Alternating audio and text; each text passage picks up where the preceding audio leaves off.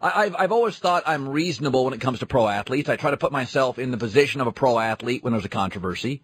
I'm not a suck-up. I'm not a pom-pom waver. But, I try to be reasonable with jocks. They live a different life than we do. And I'm going to defend LaDainian Tomlinson on today's show. He did not play Sunday, and many of you are saying he's a weenie. He's soft. He's a wuss. Well, he had a sprained MCL, and I have no idea what that feels like. I did wake up one morning with a really stiff neck at a Holiday Inn Express, and it ruined my entire day. I have no idea what a sprained MCL is. I'm not even sure if I have an MCL. I don't think I'm athletic enough to actually have an ACL or an MCL. I thought it was like a cell phone plan. I have no idea what it is. But I've woke up in the morning with a stiff neck, and it ruins my day. I mean, seriously. You ever woke up with one of those things? It's brutal. And for somebody that runs for a living, a sprained anything's an issue. For a quarterback, not that big of a deal. For a running back, for a linebacker, it's brutal. For a gymnast, forget about it. For a tightrope walker, can't show up to work. So to me, LaDainian Tomlinson has earned the benefit of the doubt. He says it's an issue, I'll buy it. Unlike Roger Clemens, who also wants the benefit of the doubt, but has given me a litany of reasons to doubt him, from testimony, his trainer, his body size. Roger Clemens wants the benefit of the doubt. He hasn't earned it, in my opinion. LaDainian Tomlinson wants the benefit of the doubt. He's earned it. Never misses a game, always plays hard, little guy in a big guy's league, taking a beating for years, never misses games. I have no reason to believe he is soft or he's dogging it. I can tell you this, I couldn't take the beating LT does. I couldn't. I don't know a lot about you, but I couldn't. So when he says he's not ready to play, that's fine. Now, I think what hurts LT is that Phillip Rivers has to go out and get a surgery before the game. Thanks. That really helps my case. That makes him look soft. Way to go, Phillip.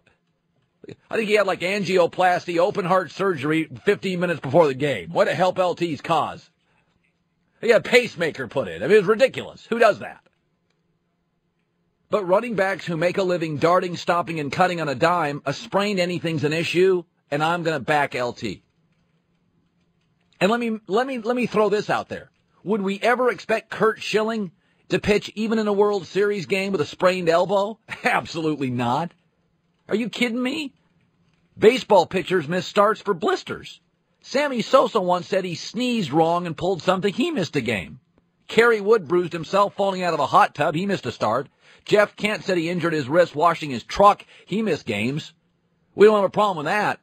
But a football player, just because it's football and football's tough and football's a man's sport, we have this theory that, hey, just rub a little dirt on it and go out there and play. Dog, that's the 70s. This is 2007. Those are $100 million legs on LT. Take the emotion out of it. I think you're a moron if you're a modern athlete today with a $100 million pitching arm, Josh Beckett. I don't care if it's game 6 of the series. You have a sprained elbow, Josh? Sit down. Let Dice K go. Let Schilling go with his bloody sock. And Michael Turner's a great running back. LT's 60%. He said 50. I buy it. I wouldn't go. San Diego's backup is the best backup running back in the league. Michael Turner probably starts for half the teams in this league. But again, football players, the reason we love this game is they're gladiators. They're battlers. They're tough. They play through pain. Well, Antonio Gates played with a bruised toe and a sprained MCL are two different injuries. I know it's a tough man's game, but the NFL is also a smart man's game and a rich man's game. And those are $100 million legs. And if you had anything worth that much, you wouldn't screw with it. When you go buy that $60,000 car, what do you take it down the rocky road with nails? You take it into that construction site? Oh, why? You don't want to risk it? When you buy that nice watch, you take it off before you go to a pool? Well, why? You don't want to risk it? Well, why would I risk $100 million legs and risking an injury? And when you look at the history of NFL running backs, they don't last very long. Brett Favre's been playing since the 30s. I still swear he's Y.A. Tittle with a hairpiece. I swear to God. But, look at running backs in the NFL. Where do they last? 6 years? The ones that have a lot of carries, 4? LT's not stupid. He looks around the league and he looks at Larry Johnson and Priest Holmes and all these great running backs. They just don't last very long. The game's violent. constantly torquing on your body. You know, he's looking at it and thinking, man, I'm young and healthy. I've been hurt all year anyway. A lot of people think LT's been kind of banged up all year. He's thinking, man, I'm about 60%. We got a great backup running back. I'm not risking it. The one issue I did have with LaDainian Tomlinson, the little bit of sulking on the sidelines. I think he could have been more involved as a teammate. I think that's a reasonable criticism. Just because you couldn't play, you don't have to look like Darth Vader with a helmet on. Go out there and support your teammates. So I don't think LT was faking.